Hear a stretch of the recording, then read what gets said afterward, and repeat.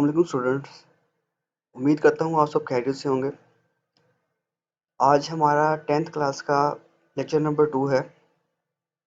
Lecture number 1 अगर आपने नहीं देखा तो लेक्चर 1 का लिंक आपको आई बटन में मिल जाएगा, जिस पे जाके आप लेक्चर नंबर 1 इजीली देख सकते हैं। और अगर किसी भी किस्म की प्रॉब्लम आपको हो तो आप कमेंट में डिस्क्राइब कर सकते हैं, ताकि आपको उसका पॉसिबल वे के ज़रिए आपको उसका सलूशन दिया जा सके। तो चलते हैं अपने नेक्स्ट टॉपिक की तरफ।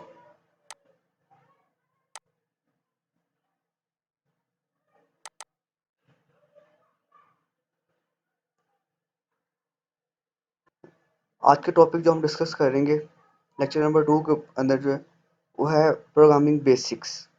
ओके, अगर देखें आप कभी भी कोई भी काम करते हैं, जस्ट लाइक कि आपने ड्राइविंग सीखनी है, आपने वट जो भी काम करना है, उसके लिए आपको उसके रूल्स एंड रेगुलेशंस का आइडिया होना लाजमी है। विदाउट रूल्स एंड रेगुलेशंस आप कभी भी ये काम को अच्छे तरीके से परफॉर्म नहीं कर सकते। ठीक है, अगर मैं कहता हूँ कि मैंने ड्राइविंग करनी है, उससे कुछ हमारे पास हमें रूल्स एंड रेगुलेशंस होती हैं, उसको हमारे लिए फॉलो करना लाजमी है। विदाउट फॉलो किए हम कभी भी एक गुड ड्राइवर नहीं बन सकते। सेम ऐसे ही है कि अगर आपने ग्रामर सीखनी है, इंग्लिश ग्रामर जो होती है, उसके लिए भी हमारे पास कुछ ना कुछ रूल्स एंड रेगुलेशंस हैं कि आपने हेल्पिंग वर्ब यूज़ कहाँ करना है, कहाँ नहीं करना। वहाँ भी कुछ ना कुछ रूल्स एंड रेगुलेशंस होती हैं, उसको भी फॉलो करना आपके लिए क्या होता है, लाजमी होता है।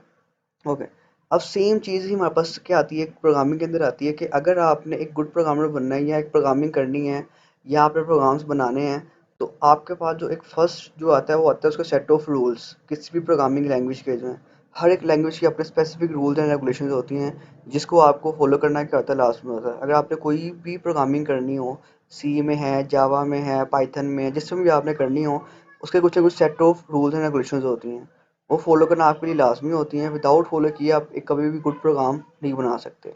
अब जो हमें सेट ऑफ रूल्स गिवन है उसमें सिंटैक्स ऑफ लैंग्वेज, यानी आपके पास जो सेट ऑफ रूल्स प्रोवाइडेड किए गए आपको, वो हमारे पास क्या होते हैं, सिंटैक्स होते हैं किसी भी एक लैंग्वेज के जो है, जिसको आपको फॉलो करना क्या होता है, लाजमी होता है। अगर इसको फॉलो नहीं करोगे तो आपका प्रोग्राम कभी भी एक्यूरेट नहीं बनेगा, या सिर्फ किस्म किस्म का जो एरर है वो आपको नज़र आ सकता है। तो इसका बेस्ट वे होता है कि आपने सिंटैक्स को फॉलो करना लाजमी है। ओके, अच्छा, अगर आप एग्जांपल के अगर आपने सिंटैक्स को फॉलो नहीं किया, यानी आपने जो है प्रोग्राम के रूल्स को फॉलो नहीं किया, तो अब पॉसिबल है कि वहाँ पे आ जाएगा एरर।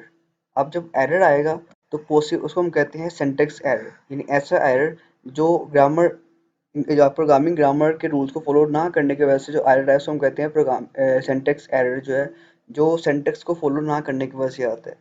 तो आपके पास दो क्वेश्चन बनते हैं कि हमारे पास सिंटैक्स क्या होता है और सिंटैक्स एरर्स क्या होते हैं। ओके, अच्छा, अब इसके बाद टॉपिक आता है, वो आता है रिजर्व वर्ड्स का। अब रिजर्व वर्ड्स, नाम से रिजर्व, रिजर्व वर्ड निकला रिजर्व से। रिजर्व का मीनिंग ये होता है कि आपने किसी चीज़ को रिजर्व कर दी है या बुक कर दी। एग्जाम्पल, तो अगर मैं सिंपल सी बात कहूँ कि आपके पास प्रोग्रामिंग में कुछ ऐसे वर्ड्स होते हैं जिनका मीनिंग जो है वो आपने प्रोग्रामिंग में डिफाइन कर दिया होगा, बस आपने उसका नेम लिखा, वहाँ पे वर्ड लिखा, और उसका मीनिंग आपके सी को पहले ही डिस्क्राइब था कि इसका मीनिंग क्या है। तो जैसे ही आपका कोई आपने उसका वर्ड को यूज़ किया तो प्रोग्राम समझ जाएगा और उसका रिस्पॉन्स को आपके मुताबिक शो कर देगा। तो सिंपल वर्ड के अंदर बात करूँ कि रिजर्व वर्ड्स की, रिजर्व वर्ड्स ऐसे वर्ड्स हैं जिनका मीनिंग जो है पहले ही प्रोग्रामिंग में डिफाइंड है, उसको हम प्री डिफाइंड भी कहते हैं। यानी रिजर्व वर्ड्स यानी प्री डिफाइंड वर्ड्स या की वर्ड्स, दो वर्ड यहाँ पे उसके मेन पॉइंट्स बनते हैं।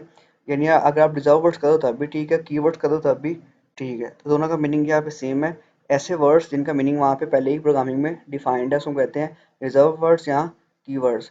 अब इसका जो हम कहते हैं प्री डिफाइंड वर्ड्स भी कहते हैं। ओके, ये आपको शॉर्ट में पूछ सकते हो। अब नीचे आपने इस एग्जांपल में लिखना है, जैसे मैं कहता हूँ ऑटो, ये सारे के सारे आपके पास क्या हैं, ये सारे जो आपके पास अवेलेबल हैं, ये सारे के सारे आपके पास हैं रिजर्व वर्ड्स या कीवर्ड्स हैं।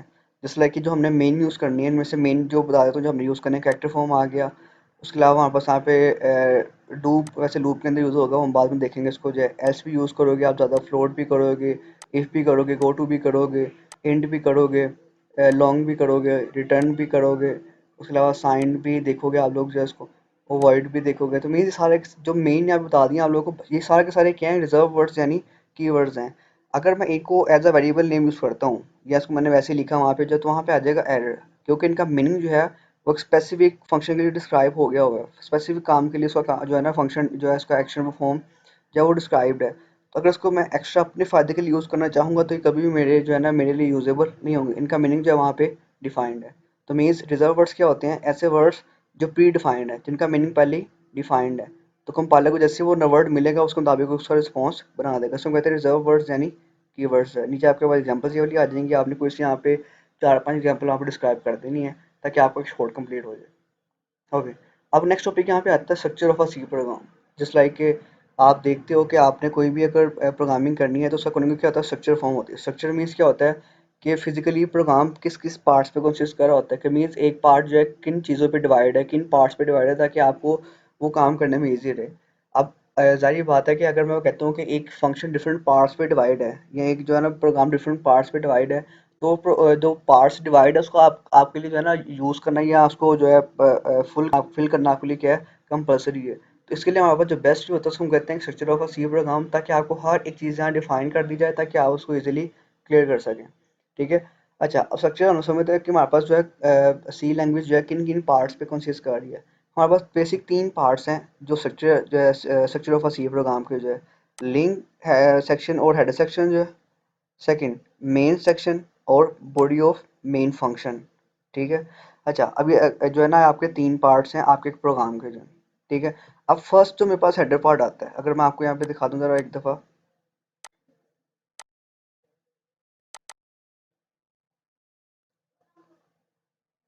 यानी आप अगर मैं सिंपल सी बात करूँ यहाँ पे कि आपका जो एक प्रोग्राम है जो सी का सिंपल प्रोग्राम है वो 3 पार्ट्स पे कंसिस्ट कर रहा है। 3 पार्ट्स कौन कौन से हैं? फर्स्ट पार्ट कौन सा आता है यहाँ पे?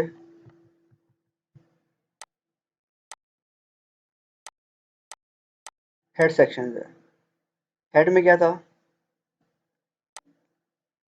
हेड में सिंपल सी है कि जैसे हमने वो, अगर आपको याद हो तो, कि आपका जो मेन पार्ट होता है वो कहाँ पे होता है? हमेशा हेड सेक्शन के अंदर होता है। हेड में क्या आता है कि आपके जितने भी हेडर फाइल्स हैं, हेडर फाइल्स कौन सी हैं कि आपने जो ऐसे जो लाइब्रेरी फाइल्स, ऐसी लाइब्रेरी फाइल्स जो कि हमने पूरी डिफाइन की हुई है आपके कंपाइलर के लिए, जो है कि जैसे ही वो कंपाइलर को मिले उसके मुताबिक आपके टास्क को परफॉर्म करवा दे, जो जिसका जो है ना काफ़ी फंक्शंस वहाँ पे आपको प्रोवाइड किए गए हैं कि आपने उसके मुताबिक काम करवाना है।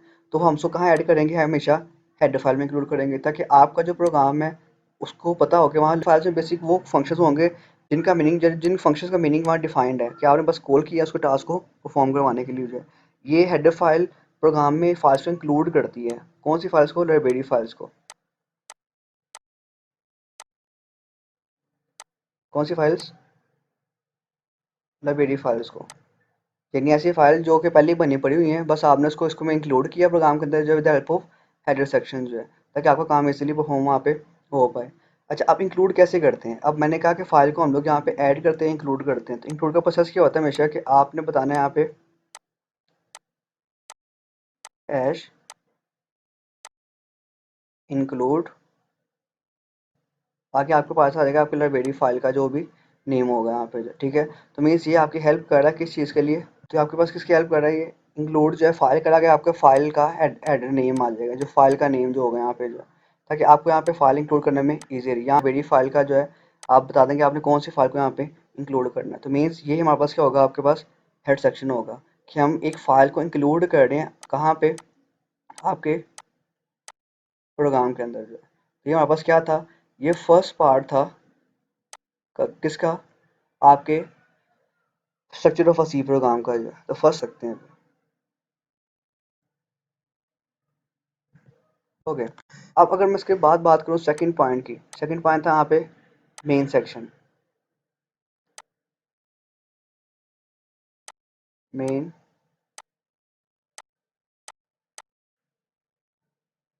सेक्शन। ओके, अब ये आपके पास क्या है? ये मेन मेन स्टार्टिंग पॉइंट है। अगर जो हमने फर्स्ट पॉइंट पढ़ा था, फर्स्ट पॉइंट में ये था कि आपने जिस फाइल को इंक्लूड किया है उसके अलावा उसको कोई काम नहीं है। जो हेडर सेक्शन में हमने पढ़ी चीज़ जो है उसमें हमने बस ये पढ़ा है कि आपने लाइब्रेरी फाइल्स को प्रोग्राम में इंक्लूड करना लाजमी है। विदाउट इंक्लूड किया आप कभी भी जो है ना अपने टास्क को, फंक्शन को परफॉर्म वगैरह नहीं करवा सकते, क्योंकि हमारे पास जो एक्शन जो फंक्शन परफॉर्म होने हैं उनका प्रोसेस जो है वो है लाइब्रेरी फाइल में डिफाइंड होता है। तो डिफाइन जब हुआ हुआ तो हमने उसको बस कॉल किया ताकि हमारा जो फंक्शन है उसके मुताबिक जो है ना फाइल के ज़रिए जो है वो काम को परफॉर्म कर दे विदाउट कोई जो प्रॉब्लम क्रिएट किए जाए। तो सेकंड स्टेप यहाँ पे आता है मेन सेक्शन। अब ये प्रोग्राम का स्टार्टिंग एग्जीक्यूशन पॉइंट है, जहाँ से प्रोग्राम चलना स्टार्ट होगा।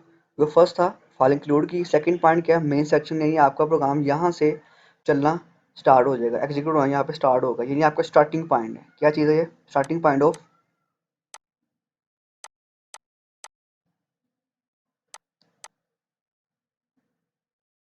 Starting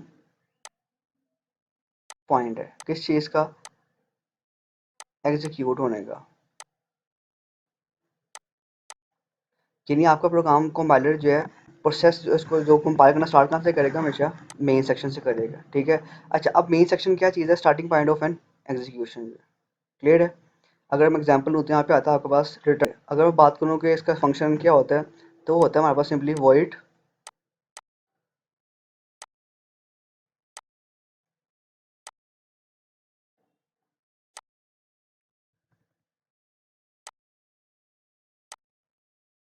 void main. ये हमारे पास क्या है? एक मेन सेक्शन है, ये मेन फंक्शन स्टार्टिंग जो है ये बता रहा है कि आपका प्रोग्राम स्टार्ट जो है रन करना है यहाँ से। ये स्टार्टिंग पॉइंट ऑफ एग्जीक्यूशन हमारे पास यहाँ पे होगा with help of main section जो है, ठीक है। ये आपके पास जब आएगा तो मीन्स कंपाइलर समझेगा कि आप हमारे पास स्टार्टिंग पॉइंट क्या है इसका, ये वर्ड मेन आ गया, ठीक है।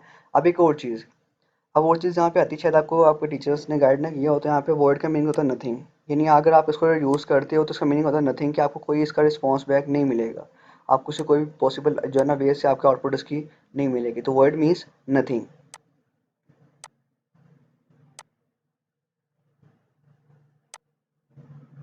ठीक है। अगर आपने कोई आपने आपको आपका रिस्पॉन्स चाहिए, या आपने अगर आउटपुट शो करनी है या इनपुट सेव करनी है, तो वहाँ पे अगर आप वर्ड की जगह इंट यूज़ कर लो तो आपके लिए बेटर रहेगा। अगर आप पेपर में लिख रहे हो तो आप वर्ड लिख सकते हो, उसमें कोई इशू नहीं है। लेकिन अगर आप प्रोग्रामिंग कंप्यूटर पे कर रहे हो, जब हम यहाँ पे आके प्रैक्टिकल्स करेंगे, तो आपके लिए एक बेस्ट वे क्या रहेगा कि आप यहाँ पे क्या यूज़ करना है? इंट मेन यूज़ करना है, नोट अ वर्ड मेन, ठीक है। ताकि आपका एक प्रोग्राम जो है आपको कोई ना कि इंट मीन्स कि आपको कोई ना कोई रिटर्न टाइप या गिवन जो है आपको रिस्पॉन्स बैक लाजमी करेगा। वर्ड में नहीं होगा, इंट में क्या होगा? आपको कोई ना कोई रिस्पॉन्स बैक मिल रहा होगा with help of main section जो है इन इंट मेन से जो है। ओके। अच्छा, अब ये दो पॉइंट्स आपको समझ आ गए होंगे। एक तो आपके पास था हेडर लिंक सेक्शन या हेडर सेक्शन का आ गया, ठीक है। सेकंड पॉइंट जो आपको सिंटेक्स बताया मैंने, hash include header file name आ जाएगा जो भी आप इंक्लूड करना हो, ठीक है। तो बाय डिफॉल्ट यहाँ पे होता है stdio.h, standard input output header section जो है, ये हेडर फाइल जो है standard input output header library file जो है। अब ये जब भी हर एक प्रोग्राम में ये फाइल इंक्लूड होगी ताकि आपका इनपुट भी फंक्शन यूज़ हो सके और आउटपुट फंक्शन भी यहाँ पे यूज़ हो सके। अगर आपने इसको इंक्लूड नहीं करोगे तो आपका प्रोग्राम कभी भी एग्जीक्यूट नहीं होगा, क्योंकि हमारे पास जो मेन चीज़ ही दो चीज़ें हैं, इनपुट और आउटपुट जो है। तो ये दोनों चीज़ें जब भी आपने कोई काम करना हो तो आपके पास ये फाइल इंक्लूड होना वहाँ पे लाजमी, इसके बगैर आपका काम नहीं हो पाएगा। तो ये आप फाइल इंक्लूड करोगे ताकि आपका काम इजीली परफॉर्म वहाँ पे हो पाए। सेकंड था मेन सेक्शन था। तो मेन सेक्शन में क्या आया था हमारे पास यहाँ पे, it consist of main function, every C program contains a main function and starting point of execution. अभी हमने आपको मैंने बताया था यहाँ पे जो है कि स्टार्टिंग पॉइंट ऑफ एग्जीक्यूशन है ये जो है, ठीक है। तो इसके बगैर आपका प्रोग्राम एग्जीक्यूट स्टार्टिंग नहीं हो पाएगा। तो ये इंक्लूड, ये आप साथ उसको वहाँ इसको लिखोगे तो ये काम परफॉर्म हो पाएगा। अब लास्ट पे आता है हमारे पास क्या क्या चीज़? Body of main function. Okay, third step यहाँ पे क्या आ रहा है?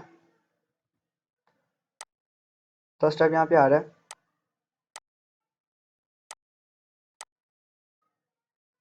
Body of main section.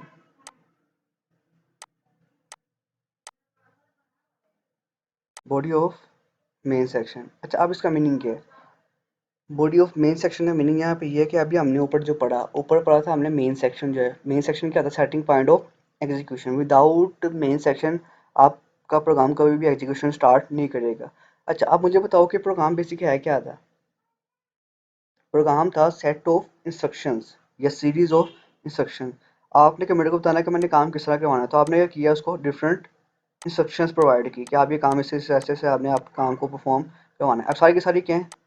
Instructions हैं। सारी सारी क्या हैं? इंस्ट्रक्शंस हैं। अब कंप्यूटर पहले से चेक करेगा, इसका रिस्पॉन्स कर देगा, सेकंड को देखेगा, रिस्पॉन्स कर देगा, थर्ड को देखेगा, रिस्पॉन्स कर देगा, फोर्थ देखा उसका रिस्पॉन्स, ऐसे कंप्यूटर समझेगा और आपको उसकी आउटपुट प्रोवाइड कर देगा, ठीक है। तो मीन्स ये इंस्ट्रक्शंस आपके पास आएंगी। अब इंस्ट्रक्शंस ये लिखनी कहाँ पे? हमने, ज़ाहिर बात है कि हमने एक प्रोग्राम बनाना है, तो ये कहाँ पे आएगी आपके पास, ये आएंगी आपके पास एक बॉडी ऑफ मेन सेक्शन के अंदर। जो हमने पढ़ा था यहाँ पे लास्ट में वॉइड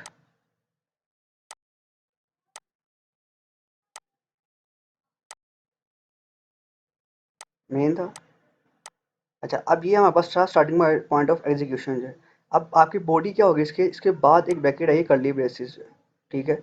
ये स्टार्टिंग पॉइंट जो आपका पहले स्टार्टिंग पॉइंट है किस चीज़ का, कि आपका प्रोग्राम का जो बॉडी है, आप सॉरी आपके जो मेन सेक्शन की बॉडी है वो स्टार्ट कहाँ से हो रही है, यहाँ स्टार्ट हो रही है, ठीक है। अब आपके स्टेटमेंट्स यहाँ पे आएंगे, जो भी आपने लिखना है यहाँ पे जो, ठीक है, और उसको आपने करना है बाद में बंद भी लाजमी करना है। अब मीन्स ये चीज़ जो मैंने बनाई है यहाँ पे, ये चीज़ जो है जहाँ पे आपने सेक्शंस लिखी हैं, ये क्या होंगी मेरे पास, बॉडी ऑफ मेन सेक्शन। यानी आपका जो मेन सेक्शन, जो मेन चीज़ यहाँ पे जो इंस्ट्रक्शंस आनी है वो कहाँ पे आनी है आपके पास, बॉडी ऑफ मेन सेक्शन में डिस्क्राइब होगी, ताकि आपको आइडिया हो जाए कि हमारे पास प्रोग्राम किस चीज़ पे बेस कर रही है, हमारे पास जो प्रोग्राम ने कौन कौन से काम को परफॉर्म यहाँ पे करना है with help of body of main section जो है। आई होप कि आपको समझ आ गई होगी। अब एक एक पूरा एक स्ट्रक्चर बना के दिखा दूँ कि आपका प्रोग्राम जो है वो किस तरह यहाँ पे वर्क कर रहा है, मतलब किस तरह स्ट्रक्चर है उसका जो है। तो फर्स्ट हमने यहाँ पे क्या पढ़ा था, हेडर सेक्शन जो है, तो हमने पहली फाइल की इंक्लूड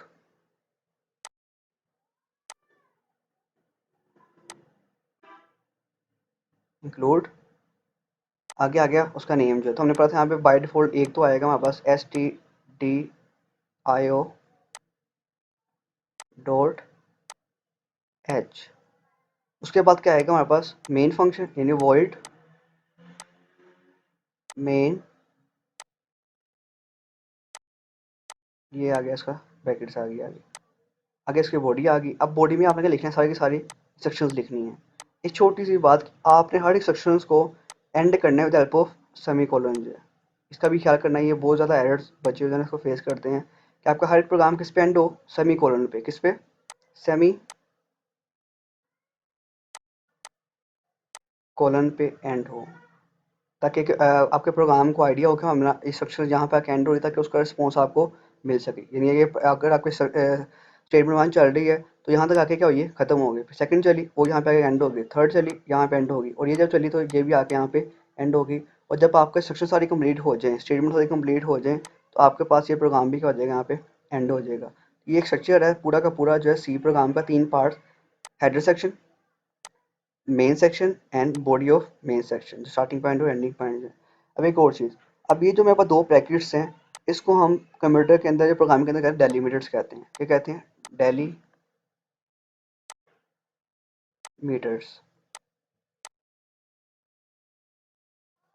ठीक है। वैसे मे भी आपकी बुक में डिस्क्राइब नहीं है, लेकिन हम इसको डिस्क्राइब कर दिया है कि इसमें कहते हैं delimiter, starting point ending point.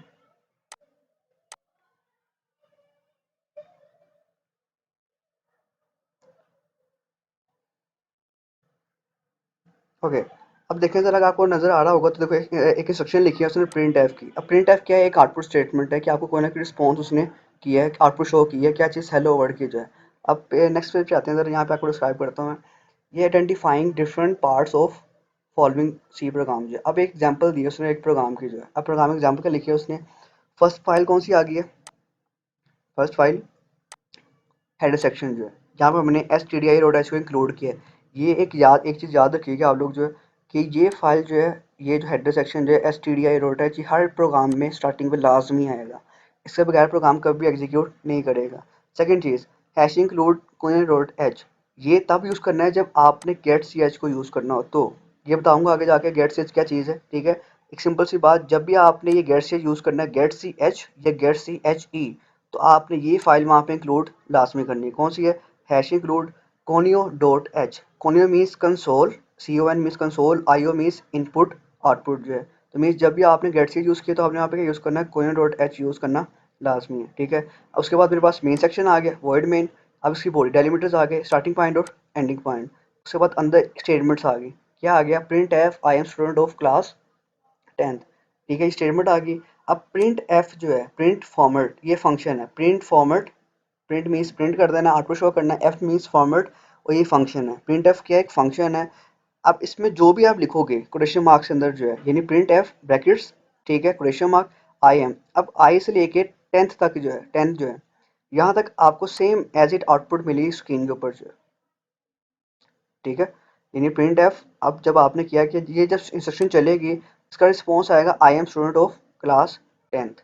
ठीक है। अब गेट चीज़ का फंक्शन जब कॉल होता है, अगर आपने उसका रिस्पॉन्स शो करना हो या अगर आपने उसका इको फॉर्म शो करनी कि नहीं करनी, वहाँ पे हम गेट्स यूज़ करेंगे। इसका मेन टॉपिक जो है ना वो बाद में आपको मैं इजीली जो है ना करवाऊंगा, जब आपको नेक्स्ट टॉपिक आ गया यहाँ पे जो है। बाकी आपको एक प्रोग्राम समझ आ गया होगा उम्मीद है।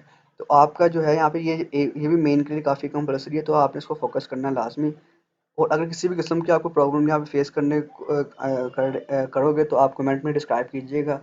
तो हर एक पॉसिबल वे से आपको उसका जो है ना रिस्पॉन्स बैक किया जाएगा, ताकि आपको किसी भी किस्म की प्रॉब्लम फेस ना करनी पड़े। ठीक है। सब्सक्राइब लाजमी करें, शेयर करना ना भूलें।